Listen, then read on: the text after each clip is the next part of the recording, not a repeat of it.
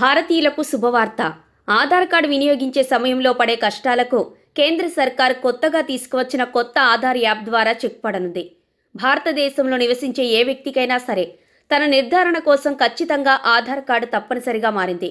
మొబైల్లోకి SIM card కొనే దగ్గర నుంచి రేషన్ షాప్లో సరుకులు తీసుకునేంత వరకు ఆధార్ కార్డు తప్పనిసరిగా మారింది. ఇప్పటి వరకు మనం ఆధార్ కార్డు ఒరిజినల్ తీసుకువెళ్ళలేకపోయినా దాని డూప్లికేట్ను తయారు చేయించి మనతో పాటు తీసుకువెళ్లాల్సిన పరిస్థితి ఉండేది. నిజానికి ఎప్పుడు ఏ సమయంలో ఆధార్ కార్డు అవసరం పడుతుందో చెప్పలేని పరిస్థితి.